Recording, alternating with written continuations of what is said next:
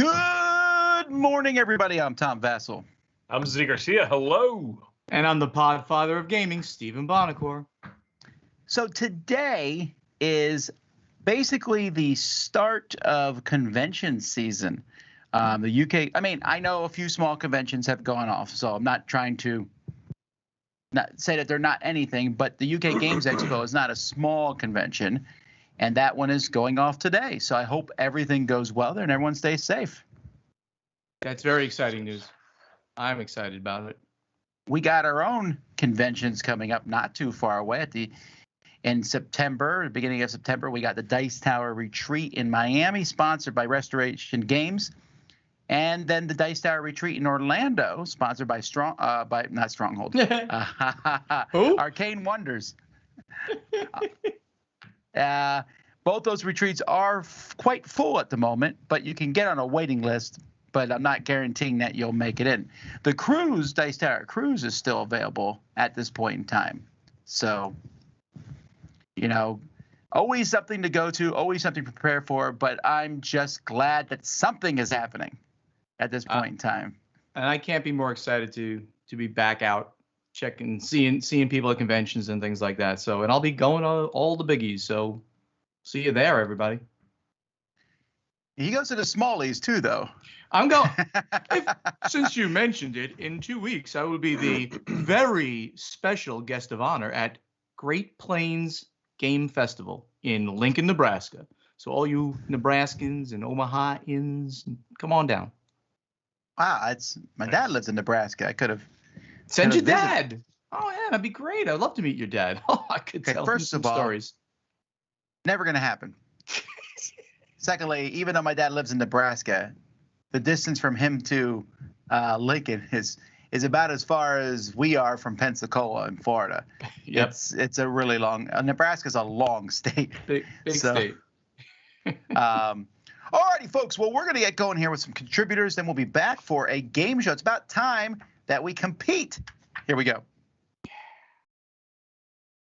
Hi, everybody. Hello, we are Ryan and Bethany. From Ryan and Bethany Board Game Reviews. Today we're talking about Loch Ness. This is a game where everybody's one of the Loch Ness monsters, and you're out there on the lake, swimming around, trying to block each other out. It's a pretty fun family game where you are trying to strategize and think ahead a couple moves. Where can you go? What can you do? All right, so one thing that we've been planning for a long time is that we've always wanted one of us to be a stay-at-home parent in order to spend some quality time with our girls and raise them in the way that we want to, and to be able to just have a close family unit, right? And plus, we get to create some more content as well. So, it is me was the chosen one for the stay-at-home parent. I'm so excited to be able to just spend that time with our girls. Yeah. Every day we've got a full lineup of events all summer long. Really excited about it. We're playing these kinds of fun games along the way as well, and just because I'm not in that full-time work mode anymore, I'm still just very active and doing so much. It's so good for me mentally and emotionally and physically. I've lost a little bit of weight since I've started doing that as well, since I left my job full-time. And plus, I get to do more content creation-based things. So hopefully, our quality and quantity will increase a little bit as I kind of settle into things. Yeah, basically, my job had zero stress, and Ryan's job had all the stress. So that just made sense for us. So this game is super fun, and it's super quick and easy to teach and easy to learn. We recently brought this to us for a gaming weekend that we went to with a ton of friends. We were just playing games, and this game got played all the time. It's that great in-between game where you can still get a good game in the short amount of time, and so it was just getting picked up nonstop. I mean, it's eye-catching. It's fast to learn, fast to play. You said you're not going to schedule a whole night around it, but in between games or as you're waiting for a game to finish, as people are leaving and going or whatever, this is a fantastic game. It looks like it's a kid's game, but it's so much more than that too, because it's got that fun light strategy to it. Yeah. If you want to hear more from us, make sure to find us on YouTube or Facebook. We are Ryan Bethany Board Game Reviews. For everybody, this is Ryan. Bethany, hoping you have a happy, healthy breakfast. Bye, everybody. Bye, guys. Randy, Dylan, we game together. Can we play now? Hi guys, I am Randy. And I'm Ellen. And we are We Game Together, and we're back for another segment of gaming related. Dun, dun, dun. Today we're talking about game mats, so just like playing surfaces in general. Yeah. Our absolute favorite thing to play on is a table mat, like a mouse pad. Yeah. A lot of people would refer to it as. Totally. Easily our favorite. It's got a little bit of a spring to it, so you can pick up cards. You can get your thumb under there. Lots of different surfaces out there. A lot of people play with like a poker type surface or like felt or something like that. The neoprene mat. That's our favorite. Easily our favorite. Yeah, with a nice stitched edging, it just has that classy look. The one that we have on currently, I don't know if you can see this. This is the wood grain from Game Toppers, and it is gorgeous. Every time we use it, people are like, "What is that?" Or they ask, "Is that actually a wood table?" And it's so realistic. Yeah. It's gorgeous. I'd say that the best quality overall and definitely the biggest selection is from Game Toppers. Yeah, for sure. We have a lot of theirs. Yes, we do. But we also have one from X-Ray Pad that was like one of our first, and it has our logo on it. So we're super proud of that. They do like custom sizes, which is nice if you're looking for something specific. They do. We did have some problem with some scratching on it. Wasn't happy about that. Yeah. I'm not sure if I can go back to them, but it is a quality surface in general. Yeah. Other options, though, even on Amazon, if you're looking for something more inexpensive, because these Game Topper ones will run you $100 plus. There are on Amazon like $50 to $60. You can get either a 30 by 60 or a 36 by 72 for like under $70. Yes. I mean, that's pretty dang That's pretty cheap. darn good. We just got it to spread over a table that we've been having to set up for game mates, and it works amazing. Yeah, I mean, they're just as thick, and honestly, the quality's super good, stitched edging and everything. They're called like monster size mouse pads, basically. So that's cool. Check those out for the best budget option. They only come in black, so there's that. But if Black you're just looking, classy. It looks fantastic. It is. And especially if you're just looking for like an economical solution, that's the cheapest I've seen for that size. With that quality too. Yeah. So. But if you want to know any links or anything like that, feel free to PM us, hit us up in the comments, and we'll try to get you any links that of things we've talked about. Yeah. All right, guys. We'll see you on the next one. Bye-bye. Hey, board gamers. BJ from Board Game Gumbo here, back on The Breakfast, this time with a new segment I'm calling...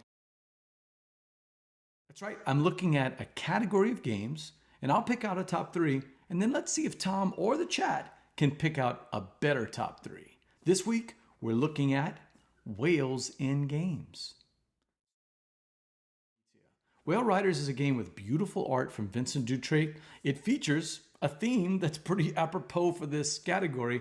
It's people riding on whales, exploring, trying to score points at the end. It's typical of a Dr. Reiner Knizia game, right? It's easy to teach, doesn't take long to play, a little bit of math in there, a little bit of calculations, but essentially you have just a few decisions to make on each turn. What's surprising, of course, about Whale Riders is how deep it gets in those decisions. But again, that's pretty typical of a Dr. Knizia design. All right, number 2 on the top 3 is a bigger game, much bigger than the one before, and that's Sukiyumi from Greyfox Games. We played essentially the 2-round version, and I was surprised how even just 2 rounds takes a couple hours to play. There's a lot of decisions to be made on your turn, and of course in reacting to other players' turns and combats. But what it features is big, giant whales. They're some of the coolest characters in the game. New Bedford. New Bedford's a game from Dice Hate Me Games by Nat Levin. Now, what's cool about New Bedford is it's got that Americana look. Some beautiful art on the cover from Nolan Nasser. And inside the game is a combination of 2 mechanics that I really like. Number 1, it's worker placement with only 2 workers. But even more importantly, it's got town building. And then it throws in, on top of that, this whaling mechanic. And it tries to teach a little bit of a history lesson where as you're going out, the more that the players are going to whale, the less there's going to be available at the end of the year. Can you top this top 3? Post in the comments. I'll take a look and see what I think. And until next time, laissez-les bon temps rouler.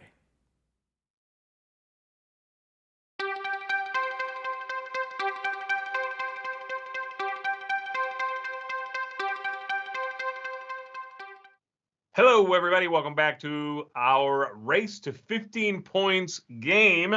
These guys are going to be competing to try to get to 15 points first. Whoever does that is, of course, the winner. The Olympics are going on right now. I don't know if anybody knew that or if you've been keeping up. Track and field is coming up, everybody. I'm excited for track and field. But today we are going to be discussing the wide world of sports. I found some data here from a website called sportsshow.net, in which they talk about the top 10 most popular sports in the world. Oh boy. And there's obviously a lot of this stuff, but I thought this one was good because it seems like they did their homework, and in fact they're using a lot of different criteria in order to accurately ascertain the popularity and influence of certain sports. So a few of the things they take into account: global fan base and audience, viewership on TV, popularity on the internet, presence on social media, and on and on. There's 15 things they used to try to figure out how popular a sport is. So I have the top 10. In fact, it's 11 because one of them is a tie. So there's 11 entries, and then another 9 or so that are not on this list. We're going to be randomly picking one, and you are going to be voting on whether, yes, you think it's one of the top 10, or no, you don't think it's one of the top 10. No looking at the chat, Mr. Bonacor. No. Obviously, you're looking at the chat. If you. No, I'm not. I don't even have it open. So the chat is right here. I'm gonna move the. I'm gonna take the chat off. I can't see it anymore. You guys have your yes or no vote. I have my yes and no. This is one of those times where I feel like I know the number 1, and that's it. I know nothing else. This is going to be. Well, here we go, guys. We are going to go ahead and randomly select one of these. All right. Badminton is our first one. Badminton. Badminton. That one, yes. You know the one I'm trying to say. It's a weird word. So you said, wait, so it's obviously the top 10. How many did you pick in total? There are 20 in total. 9 are dead, 11 are in. It's because there's a tie. Oh, okay. 11 are. All right. Okay. So badminton. All right. I'm ready. I like playing badminton. It's fun as all get out. Yeah. All right, guys. Let's see. What are you thinking? All right. So you are both saying no, and you are indeed correct. Badminton is not one of the top 10. So if you're right with your guess, and you both are, you're going to get 1 point. 1 point for Bonacor, 1 point for Tom. Is badminton an Olympic sport currently? I think it is. Oh. Have you ever seen professionals play it? It's a very different game than I play. Yes. It's pretty insane. And I was wondering. I play, it's just trying to get across the net. But when they play, they're hitting it like tennis. And they're hitting it like right at each other like crazy. Yeah. It's interesting. Sorry, Zay, we interrupted you. Go ahead. Sorry, man. You're good. Next up, we've got volleyball. Go ahead and decide whether you think this is one of the top 10 most popular sports in the world or not. I am ready. Okay, let's see it. Ooh. Okay, Tom is saying yes. Bonacor is saying no. Tom is correct. This did make the list. Tom's going to get 1 point. However, this is one of the top 10. So now, Steven, comes the part where you, as the currently trailing player, you have 1 point to his 2, get to decide if you want to keep this one or if you want to give it to Tom, okay? The scoring, I'll remind you again, the number 1 entry is 6 points. Then 5, 4, 3, 2, 1, or rather 5, 4, 3, 2, that's the top 5. And then 6 through 10 are just an extra point. They're just 1 point each. Whoever is trailing at any given moment will be the one to decide if they want to keep something or give it away, and all you have to do is pass 15. I shall. Quick question before he gives it to me. Normally, the person who has number 10 breaks ties. Oh. If you are tied and someone needs to decide if they're keeping something, I need to figure out who gets that choice. Then it'll go to whoever has the lowest ranked one. If you both have one, if one of you doesn't have one and the other player has at least one, then it goes to the player that has none. Got it. Okay. I will, as Tom predicted, I will give this to him. Though Hey, I'm but now- I'm okay. I'm now- If it's the lowest ranked one, then I'll Yes. win the ties. That's I'm why I'm now- hoping. I'm now doubting life choices right now. So like, What do you think? What do you think it might be, Steven? What rank out of the top 10? I'm just hoping it's 5 and below. I'm gonna say it's toward the bottom of the top 10. Or I'll say 11. 9. Yeah, I mean I think it's It's- gonna be in that range. Oh, It's that's right, number you tell us. 6 in the world. So number Wow. 6, So and that's the first spot where he only gets 1 point. Right. So That's I did a the good worst thing. one to get. yes, that's the single worst one to get. That's right. All right. Excuse me. Okay, so Tom, you've got 3 points, and you have the number 6 entry. Steven, you have a single point. Let's take a look at our next one. We've got Judo. Judo. You guys That's a think sport? this is one of the top 10 most popular sports in the world. Yeah, Judo is a Of course it's a sport of So is- martial art. So is chess. I can't wait till chess comes up. I'm ready. Chess is not on the list. Okay. Let's take a look. Okay, you're both saying no. You are both indeed correct. So Bonacor, you have 2 points. Tom, you have 4 points. I'll Next give up. him judo. Yeah, there's no not there's no there. giving Doesn't Judo. count. No. I mean, we'll be doing it later. Oh, Oh, boy. I have a feeling you'll beat me. Actually, Tom, you would be horrible at judo, especially against Bonacor, because you're too tall. You're right. Center of gravity. Oh. Yeah. All right, here we go. Next up, fellas, Crush. golf. Golf. You think it's on the Hmm. list or not on the list? I'm ready. Okay, let's see it. Oh You yeah, are baby. both saying yes. Look at that. Tom is still wrong. Well, he said the same thing you said, so that's impossible. But this is Either my, you're both wrong or you're both right. And yes, in this this case, is my little card. you're both right. It's on the list. So Bonacor, you have 3 points. Tom, you have 5. Now, Steven, would you like to keep this or give it to Tom? I'm gonna keep this one.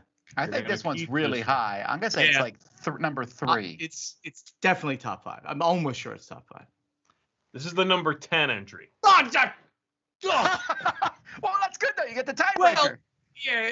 You have Yes. the number 10 entry. It has an estimated 390 million fans worldwide, and it is popular in Europe, Asia, America, and Canada. I gotta say, I hear more about golf than I hear about volleyball. Remember? Well, volleyball has an estimated 900 million fans in the world, and it is popular in Asia, Europe, the Americas, and Australia. Again, this is their we're taking- data that they're right. And compiling we're taking a from very us. American perspective. Certainly. You're right. You're right. I was thinking when I lived in Korea. You're I not heard about- watching- Not a lot don't of watch- golf in Korea, I bet. though, Well, like, they do talk about it a lot, but you're right. There's not a lot of golf courses in Korea. But Yeah, but when they talk about it, they're saying things like "Get out of here, you golf lover." Things the like number that. the number one golfer ranked in the world right now is Asian. It's a volleyball player. Yeah, exactly. The number one golfer in the world is Asian. I can't remember his name, but he just won I like. played Spain. golf on Guys are Saturday. You played golf? No, not real golf. Come on. I played miniature golf, Yeah. That's not golf. which was a Played mistake to do in 90-degree weather. I played miniature volleyball. Hey, maybe we'll play. Some pills I took. I tossed them up and they landed in my mouth. Look at that. Okay, next up. Whitewater rafting. Tough one. Whitewater rafting. Tough I, one. s- I still haven't done this. I have done whitewater rafting many times. Very, Is very it fun? Oh, it's awesome. I know you're too old for it now, but Oh my God. Thank you. That's so nice of you. I'm ready. Okay, let's see it. Come What do on, we got? really? Come on. No, Tom is wrong, but he's right in this Yes. case. You are both correct. You got a point apiece. This is definitely not one of them. Bonacor, you have 4 points. Tom, you're up to 6. Next up, What number was it? You want to give us the numbers on those? I don't have a number Oh. past 10. They didn't rank Oh, anything past 10. Okay. I just Roger. picked some other stuff. Oh, okay. Okay, next up, we've got table tennis or ping pong. Table tennis. Wow. Table tennis. I'm ready. Let's see. Wait. Oh, Okay. Wait. He's thinking. so hard. Thinking. He's like, do I ping? Do I pong?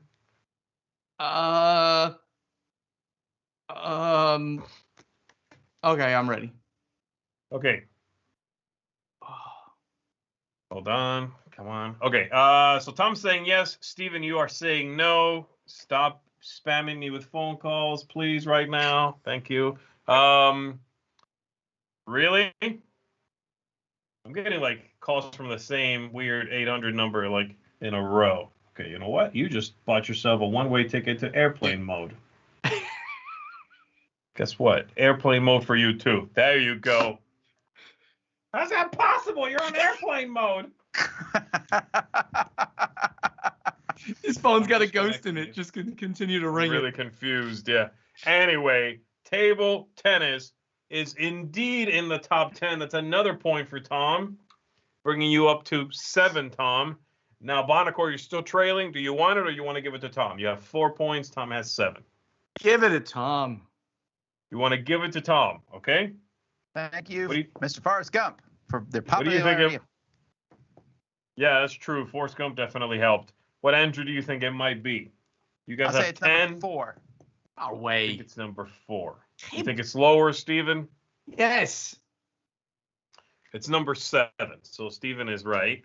Number 7. And that goes to Tom, which is a single point. Tom, you're now at 8. Wait, are you saying that I'm like dreadfully wrong because I said it was number 4 as opposed to you who said it wasn't even in the top 10? Yeah, Oh!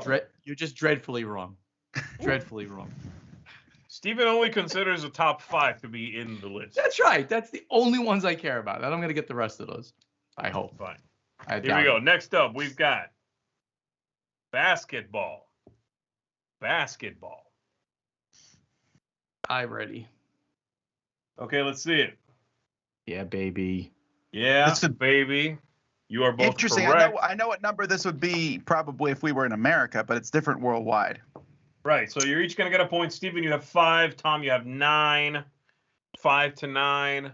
You have to take it. It doesn't matter. I am taking it because it's very high, and I think basketball is in America is like number 1, 2, but in worldwide in America, it's very high. Football's number 1. Come on, man. And this would be either 1 or 2 with football, but it's very high worldwide too. Basketball is an international Actually, I think sport. in America, isn't NASCAR number 1? They always say Well, we'll that. find out. And shush, you shouldn't say these things. No, that's in America. That's not worldwide. It's true. That wouldn't be okay. Go ahead, Z, please. Stop You're us from taking talking. it. I'm taking So you're it. thinking it might be in the top 5? Yes. Is that what you're thinking? Yes. It's number 3 worldwide. Yeah, baby. That gets you 4 points. Steven, 1, 2, 3, 4, meaning you are tied currently with Tom at 9 points apiece. You do have the tiebreaker with the number 10 entry. Nice. Basketball has an estimated 2.2 billion fans worldwide, and it's popular in the U.S., Canada, China, and the Philippines. All right, next up, hobby horse polo. Hobby horse polo or horse polo. What? Oh. This is a Bonacor question. He went to one of those preppy schools and played polo and No, shirt. I went to it. No, he was doing dressage. That's what. I've ridden a horse. I took lessons to ride a horse, but not during high school or anything. Okay, I'm ready. Okay, let's see it. That is correct. Oh, jeez. If that would have been top 10, I was leaving this show. That was it. Oh, man. All I right, wish it was here we top go. You 10 each now. have 10 points at this moment. Tom just has to get lucky with the random pulls here. Because if something big comes up, he might be in trouble, right? Here we go. Next up, and this is completely random. Oh, I shouldn't show you that. Disc golf. Ooh. Disc golf. I'm ready. Okay, let's see it. You're both saying no. You are both correct. Disc golf is not one of the top sports in the world. You were both at 11. Or in Next Florida. up, We've It's got growing in field popularity. hockey. Field hockey is the next one. I'm ready. I'm ready. Let's see it, guys. You are both saying no. You are both incorrect. Field hockey is on the list. Steven, would you like it, or do you want to give it to Tom? What are we tied now? You are tied right now, yes. At- So the tiebreaker is yours. We're at 12, right? You're at 11. You just got this last one wrong. Oh, I see. We're at Both of 11. you. So this is 4 points. You win if you take it, or if I win if you give it to me. Right. And for it Yeah. to be 4 points, again, number 1 is 6. Second place is 5. Third place is 4. Point is, we're tied at 12. I do not believe it to be high. I give it to Tom. Third, you already have the third. You have 3 and 10. Tom has 6 and 7. So you know it's not the third. If it's 1 or 2, you win right now, right? I give it to Tom. You're going to It's give down. it to Tom. And you Gotta want to be keep low. control. Yes. Okay, now if you give it to Tom, don't forget, if he just crosses 15 anyway, he's going to win that way too. Sadly. I think the odds are highly in your favor, Mr. Bonacor. Thank you. Field I think hockey is the number 4 spot in Whoa! the world. That's ridiculous. Whoa! Ridiculous. I disbelieve this illusion. So field hockey is going to get Tom 3 points. But you're at 14, Tom. Field hockey has an estimated 2 billion followers in the world. It is popular in Europe. It is popular in Africa. No. It's popular in Asia. It isn't. And in Australia. It is not. It's popular at clothing stores at the mall. For sure. Yeah, baby. Steven, it's not my fault you are an uncultured swine. If there was a wine sport, you would be good at that. But you leave the field hockey to the pros. Professional beer drinking. It's a sport. I thought about Bonacor last night because I was watching The Amazing Race and they were doing beer yoga. And I thought he would be so good at half of that. What? Beer Yeah. yoga. I've heard about right. this phenomenon of beer yoga. I feel like taking up yoga now. I've heard of goat yoga, but not beer yoga. You hold a beer glass in your hand while you're doing the poses That is and sip so in dumb. between stuff. It's so from Germany. ridiculous. It's from Germany. I don't. I have heard Okay, about next up, guys, here we go. We have got tennis. Tennis. We're going to finish the round. If it ends, we finish out the round with the assigning and the everything. I am ready. Okay. Yep. What do we got? You're both saying yes. You're both correct. Tom, you're at 15. Steven, you're at 12. You're going to take it. For the win, baby. This is for the win. It's going to be up there. baby. Come on, baby. Well, tennis is number 5 in the world, which is only 2 points, Steven. Oh! That brings you up to 14. So close. I am really trying to figure out what number 2 Congrats. is. What do you think number 1 is, Mr. Bonacor? All right. So number 1 is soccer. Yeah, I agree. Gotta Like, be Okay, clearly. so let me take a look here at my list, All right, okay? let's go through. Go I'm ahead, going tell to us. keep my numbers on the screen. Yeah, let's So do from some the- guessing here. Well, Soccer? let's Okay, guess. go ahead. So let's We go both from, think you want to go soccer from is the number top 1. or the bottom? Let's go from the top. Okay, go ahead. Soccer. I think What do you soccer's think? number 1. Soccer is number 1 in the world. 3.5 billion estimated fans. American What was number football. What was number 3 again? Because Number got 3 that is right. basketball. Yeah. You got it. so what's American between football. soccer? No. Yes. What is it? American football. Football. Our football. Definitely. I mean, No. did we It is, did we hear it is 4? not We just heard- that. It is It's not not football. that. Oh, we suck. That's all I got How to say. about, is it maybe karate or martial arts? No. It is not a martial arts. So it's not baseball, football, basketball was there. Hockey definitely not. Those are the Oh, major. race car. Formula It is 1. not. Oh. No, Formula 1's not that big.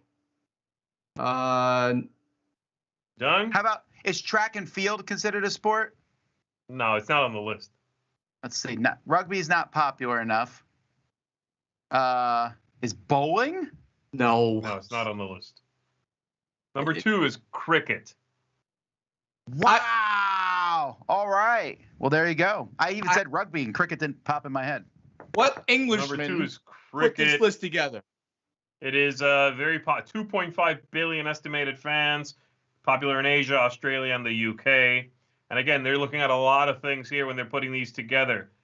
Viewership, TV rights deals, popularity on the internet, number of professional leagues in the world, sponsorship deals, number of countries in which the sport is popular, biggest competition, relevancy throughout the year. I mean, there's tons of things they looked at. So it's pretty cool. I like the. You have thrown us a major curveball here, Z. Congratulations to you as well. Soccer Very number cool. 1, 2, cricket, 3, basketball, 4, field hockey, 5 is tennis, 6, volleyball, 7, table tennis or ping pong. Number 8, which I don't think came up, is baseball. Okay. Number 9 was a tie. There's 2 things: American football and rugby. Wow. Interesting. That's pretty funny, actually. Yeah. And then 10 was golf, like we got. So those are the top 10 or 11 most popular sports in the world as of 2021. It's got a 2021 update on it. So there you go, Tom. Congratulations. You barely won, but you did indeed. Let's go ahead and check out some contributors, and then we'll be back with the news. Yeah.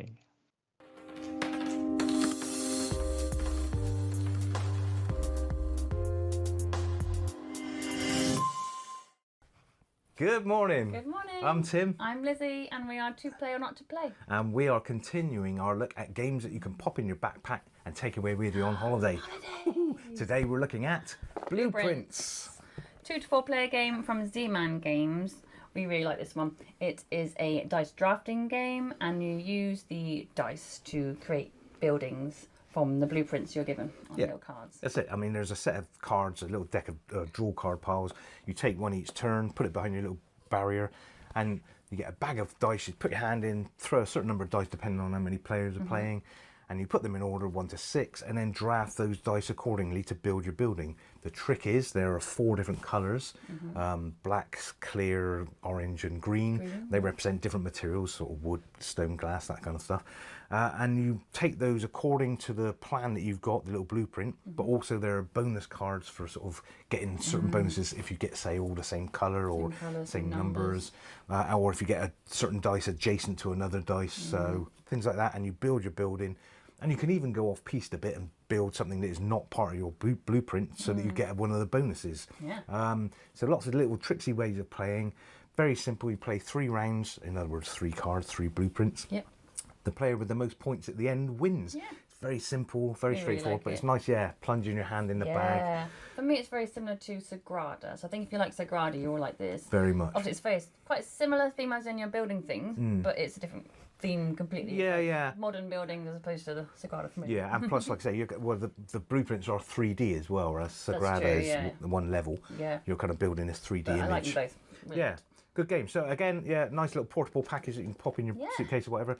Really recommend this for holidays. Check it out. Yes. We did. It was really good fun. Okay, enjoy the rest of your breakfast, guys. See you on the next one. Bye. What is up? My name is Matthew McCack, and this is Smashing Buttons and Slamming Cards. This is a segment where I talk about a video game I love and I connect it to a board game I love. And this week, I want to talk about Clash Royale. Clash Royale is an app on the phone that you could play, and pretty much what you're trying to do is collect different cards, set up your team, and then you clash against the opponent and their cards that are cycling through the deck, and you're just playing it through, trying to beat your opponent and get their life points down to 0, essentially. It's like a tower defense style game, while you're also trying to destroy their tower. I wanted to connect that to Harry Potter Death Eater Rising, or Death Eaters Rising. I think a lot of the Rising series is very similar. I have the Harry Potter version. But what I liked about this one was I'm connecting them is because you're like recruiting these different cards, which is what you're doing in Clash Royale. You're kind of recruiting different cards, and as you get better throughout the game, you can recruit more and more cards or kill off more and more enemies, which is sort of the same in Clash Royale. Like the better you get, the better your cards become, or the more cards become available to you to get.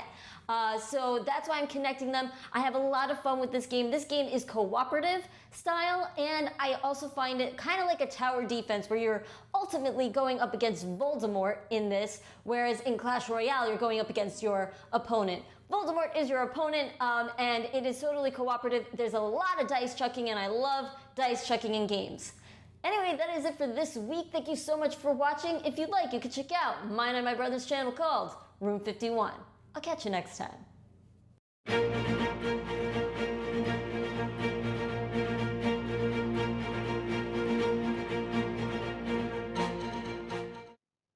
All right, folks, welcome to Board Gaming News. Well, speaking of the Olympics and sports, you can see on your first slide here the culmination of a great victory happening a few weeks ago, where the great Stephen Bonacore went up against the underdog Tom Vassell and lost in a contest, and you can see the results on your screen.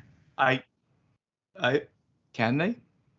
Oh yeah, we forgot to put that in your slideshow, but it's there on the screen. Sorry. Maybe you shouldn't be sending donuts to people. Oh, that's great.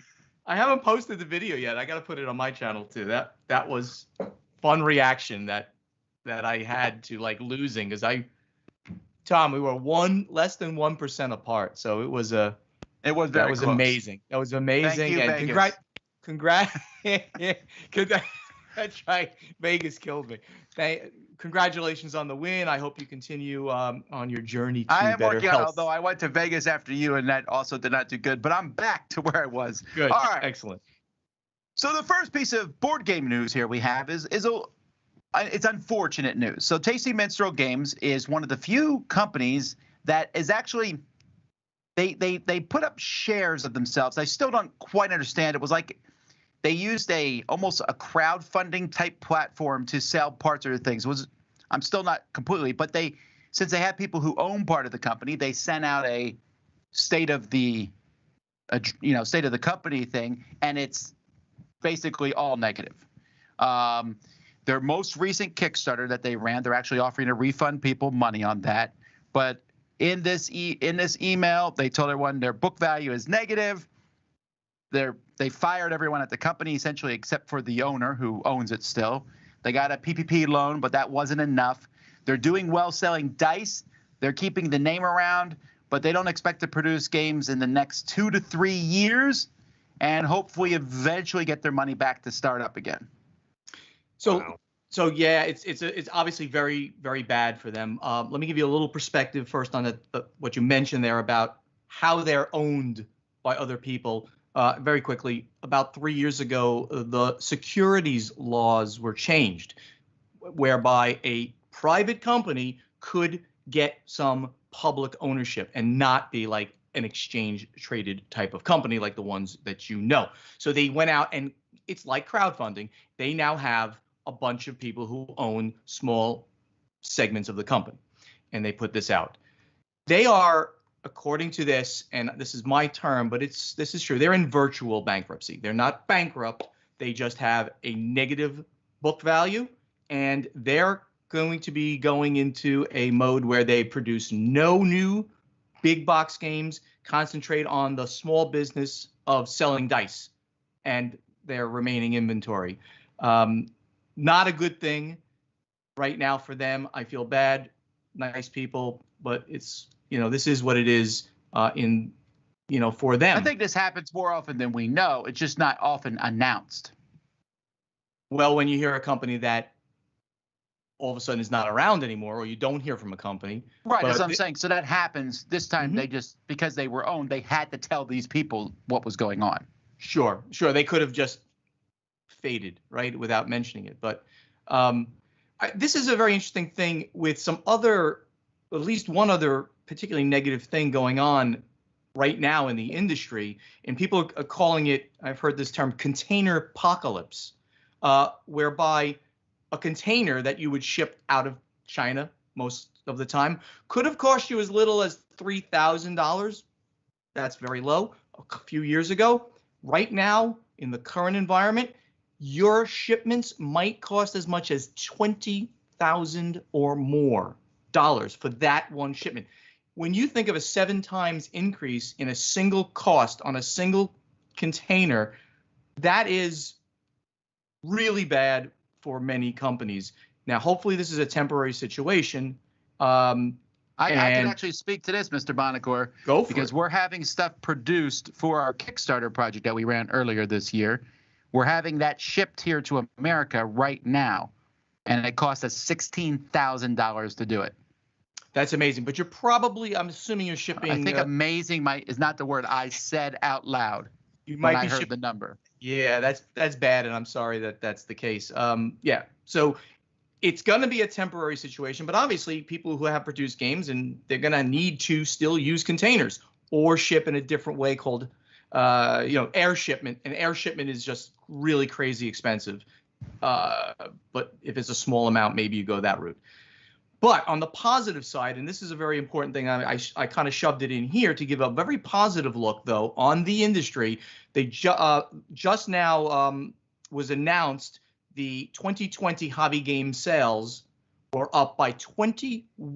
2020, like the worst year, right, in forever, in our lifetimes, hobby game sales across the board, that's everything, role-playing, collectible, board games, card games, 21%.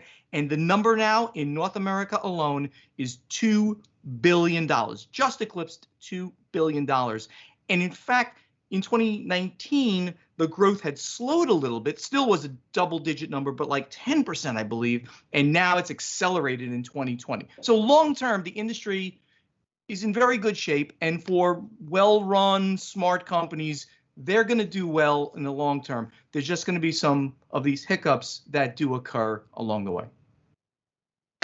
All right, well, let's take a look now at some upcoming things. Let's switch to a slightly more cheerful note. In fact, let's go to the holidays, because you've always wanted to put up your Christmas lights and fry an egg at the same time with Guditama, the Tricky Egg card game holiday edition. I didn't realize this game was popular enough to need a holiday version, but goes to show what I know.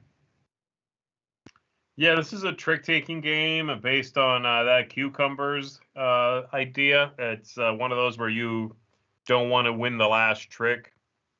It was pretty by the numbers. I did try my hand at it. I thought it was there wasn't much of a spin on it above and beyond the traditional card game.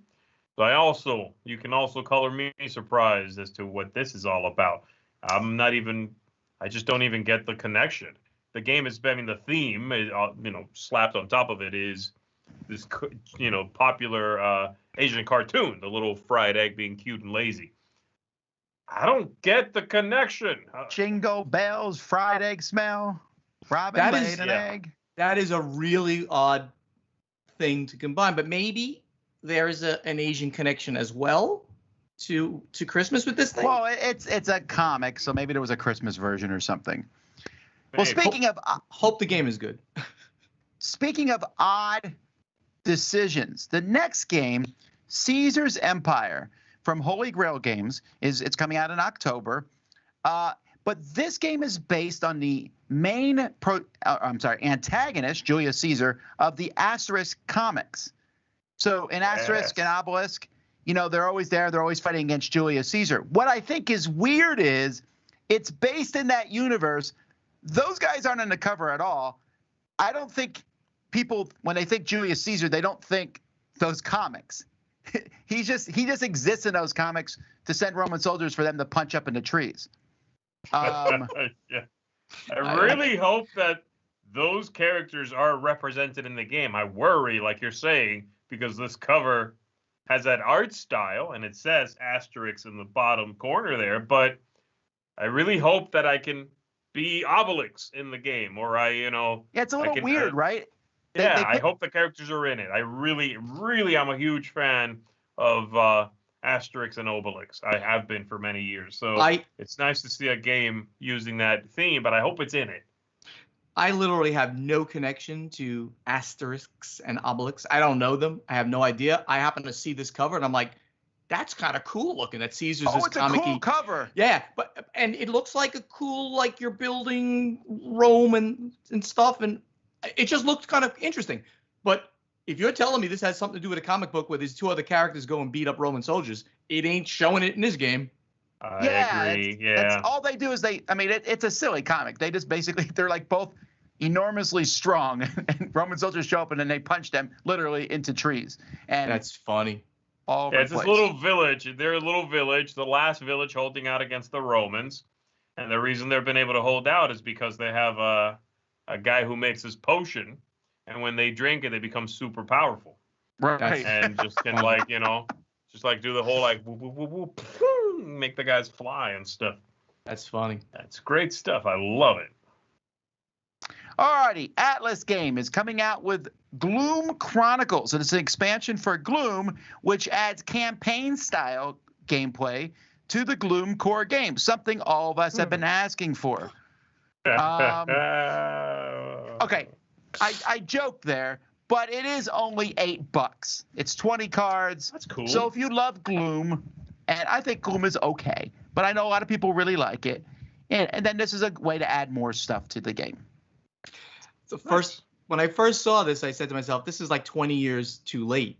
But they've been adding into the Gloom universe fairly recently, so I think it's a great idea for a company to be picking their IPs that are evergreen on some level, and I think this one is Atlas Games' biggest seller or close to it, Gloom. So therefore, adding to this IP and continuing with it, there's a fan base for this, so it's going to sell. Yeah, cool. All right, our next news is kind of they're bringing back an expansion. This is just to let you know that Rio Grande is coming back out with Power Grid de France Italy expansion, which is, in my opinion, a very good expansion for the game. But this came out originally in 2005. Surprised it wasn't reprinted before this? Yeah, it's been out of print this long, or what?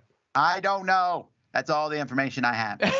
Okay, moving on then, because it's not useful.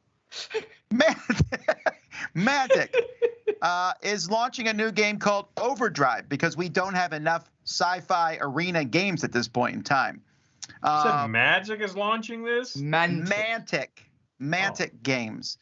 So you're picking a team, drafting a team, and then you fight around. There's like a tug-of-war scoring system. I think the board looks cool, and the art looks cool, and it's made by Mantic, so we'll see. Mantic makes games that look cool, but I haven't found them to be tremendously fun.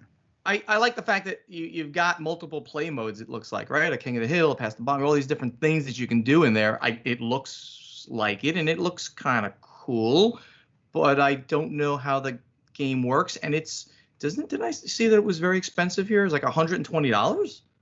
It's Mantic. They spend a lot of money on $35. Oh, but then there's there's other stuff that they sell, I guess, apart. That's the all-in bundle thing. Yeah. If you want everything, that's $120. Yeah, $120. Yeah. Okay. The cover of this game really, to me, I feel like I'm looking at one of those Yu-Gi-Oh boxes at like Walmart. But no, the core set, of the game is $75, which is pretty high to begin with, and then you can add on like the painted PVC things for $35 more and $18 for something else, and then $120 as an all-in. So, okay, I mean, I hope it's good. This one looks good, as you said, Tom, but let's see what it plays like. I like the Sharky. All right, on my list of games I'm buying, Mr. Bonico, for Christmas, we have Munchkin Farkle. Thank you. It's very nice of you. If you want Farkle with a Munchkin theme, I don't know what else to tell you. This is Farkle. I don't think I've played, but does Farkle even have enough in-game surfaces for them to display this artwork? Isn't Farkle just dice? I thought Farkle's mostly just dice. Maybe they have some cards and with special powers. I don't know. It just seems like you need to make sure you have a game where you can actually like show the artwork for whatever theme you're putting in there. Oh, does Farkle have enough of that? this has got to be the greatest selling point I've ever seen in a game. The goal of this game is to cheat, curse, and occasionally flee from friends and family in an effort to win the most gold pieces. I am getting this game so I can cheat. I already told you were getting this game. And you and I are gonna play it. All right, let's jump. So we talked at the beginning of the episode that Tasty Mitchell Games announced that they're out of business essentially for a while. Another company that has not announced this, but I'm wondering about, is North Star Games. And another nail in their coffin just happened here in a sense that Exploding Kittens, the company that owns Exploding Kittens, they bought Happy Salmon from North Star Games. And Happy Salmon was a game that did considerably well for North Star, a very small game, crazy game that you know it if you've seen it at convention because either you were having fun playing it or being annoyed at the people who were playing it at the table next to you. Yes. There's a bigger story here actually about North Star Games. So they've either sold, as in the case of Happy Salmon, or lost some of their biggest IPs. Happy Salmon here, and they lost all the Wolfgang Warsh games. Yeah, it's Quacks of Quackenberg and Tavern of Tiefendahl. And then, which I don't think we're reporting on here. Oh no, you didn't mention it, but Exploding Kittens in their press release mentioned very strongly that Wolfgang Warsh is now designing externally for them, and Eric Lang was consulting on all their games. Oh yeah, I knew that. I know that they made some new spin-off thing. Maybe we'll mention that in the news next week. There's some spin-off game thing for Exploding Kittens that these designers had worked on. Yeah, but they made it very specific about them bringing, I would say, two of the biggest names currently in design to work on their games. So that's two separate things. That one is Exploding Kittens is strong, and they're going to be doing a lot of work with some designers and some interesting new games, I hope. But they got the right people. But the story about North Star, I agree, Tom, does not North Star still has sound good. Evolution. You know, that's a pretty big game for them. They've got Wits and Wagers, Wits and Wagers. You're right. That's their biggest selling game. Evolution, I'm sure, is okay, but I don't think it's a huge selling game. Wits and Wagers is big box stores and everything. Right. All right. Well, here we have a seesaw pair of stories here. The first one is Fantasy Flight announces the newest game for Lord of the Rings Journeys in Middle-earth called Spreading War. And so it's basically a expansion that you can go through, adds more stuff, 15 scenarios, blah, blah, blah. 6 new heroes. Bjorn's in the game now, so that's cool. You could become Bjorn. Nice. And more miniatures. So more expansions for Lord of the Rings Journeys in Middle-earth. However, and we're going to jump ahead 2 slides. Fantasy Flight said at the same time in an interview that they did with a website that there's no more Mansions of Madness 2nd edition on the way. So I'm saying so because the 2 games are fairly similar. So I don't think that's necessarily a bad thing. There's so much Mansions of Madness content out there anyway at this point. They're similar mechanically? Oh yes, very much so. Okay. They both you go through missions and you use an app to go through them. I mean, Lord of the Rings is campaign style. Right. Mansion of Madness is a single scenario, but they have many, many similarities between them. Okay. Yeah, I can't comment much about Mansion of Madness 2nd edition. I only played first, I believe. But I'm excited for more Journeys in Middle-earth. I think it's a great system. I've only played 2 scenarios there, but I want to get into it again and play it more, of course. I love the IP, of course. To be fair, Mansions of Madness 2nd edition has had a lot of content. It's not like game feels I'm not saying that. You know. I'm okay that they're ending it, right? Like I said, there's a lot of content. And Jim Cartwright from Fantasy Flight was also really coy in the interview and almost made me believe there's a 3rd edition on the horizon. Who knows? You know, that sort of thing. They essentially said, we're not done with it yet, but there's no more expansions coming. Well, what else are we supposed to think then? Yeah, that certainly sounds like that. That has to be the reason that they would stop this, because Mansions of Madness is very popular, I think. I think so. All right, in the book of cool covers, going back a slide, we have Varuna. This is a game from the company Sorry We Are French, and it's in their same universe as Ganymede and Demeter. So I love this art style a lot. And I think that's a cool cover. It's got the whole sort of, you can see the angles on it, like polygons, right? Is that the word? You can see polygons on it. Yeah, it almost feels like you're looking at a folded paper. Yeah. Yeah. It's like a monster underwater that didn't finish loading. Well, anyway, this is a flip and right game here. And yeah, there's some more information. You can go look at the website and everything to see more about it. But I think it looks interesting. And I like the cover. It's definitely very evocative. I like my weird sci-fi. The game is for 1 to 100 players. Did you notice that? This is a party game, obviously. It's a roll and write or that kind, so you can just give a sheet to everybody. You know, most of those games don't really have a cap. Cool. I like it.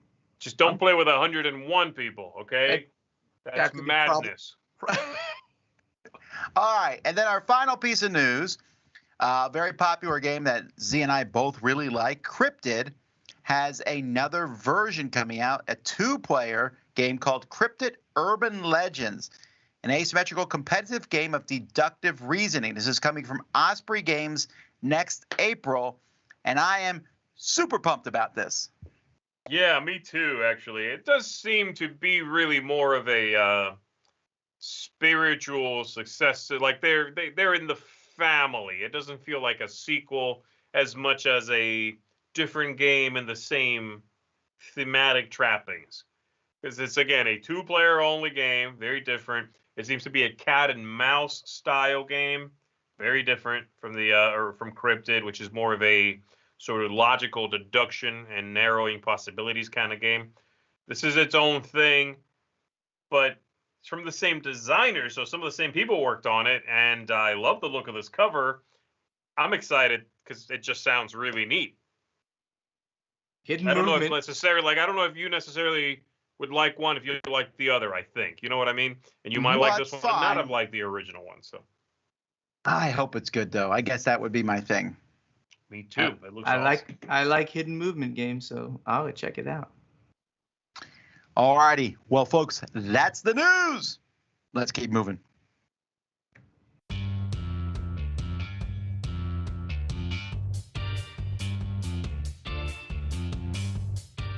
Howdy, folks. Welcome to By the Numbers. My name is Hunter Thomason from the Family Showdown. On this episode of By the Numbers, we continue my Through the Years series, where the best game on Board Game Geek by year. Started way back in 1970, this time 2014. Taking a look at the top 5 from 2014, we see the number 1 game is Orleans. Orleans? Orleans? Coming in at number 25. Orleans is a bag building game. Well, you don't really build a bag, but you do have a bag, and you're putting tokens in that bag. I guess you're building a pool, but you're not really building a pool. Anyway, you're going to be drawing these tokens out of the bag each round and putting them on your player board. As I said, Orleans is a pool building game, which is a variation of deck building, and it also has worker placement. When you put your little tokens you're drawing out of the bag on your player board. So it did deck building and worker placement before Runes of Arnak and Dune Imperium. So it was the OG, the original game. Orleans is one of my favorite board games. It's one of my favorite board games is my wife Rebecca as well. So it tops, or very near the top, probably in our top 10 of our all-time combined favorite games, if that's a thing. Taking a look at the ratings, over 23,000 of them. We see lots of 8s for an overall rating of 8.1. Taking a look at the weight, it comes at a 3.04, which is almost exactly down the middle, which is about right for a midweight Euro game. So if you're looking for a game that combines pool building, worker placement, events, moving around on a map, collecting resources and managing them, constructing buildings, and all sorts of other shenanigans, Orleans might be the game for you. See you next time.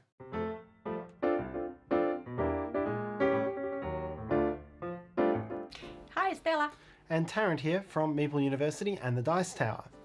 So, what have you got there? I've got Undo. So we've been enjoying this type of game, not exactly the same. Exit, Unlock, that you name it, we probably have played it. This offers something a little bit different. I do like it. It's more story based, and I feel like it's I think it's a combination of puzzle deduction and detective Sherlock Holmes type of game. Don't you agree?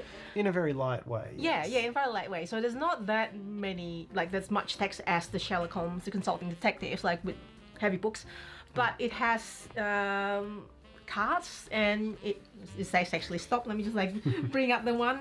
So it's like, sir, you get to choose and try to help somebody who's passed and trying to go back to the past and trying to change things based on the story and clues.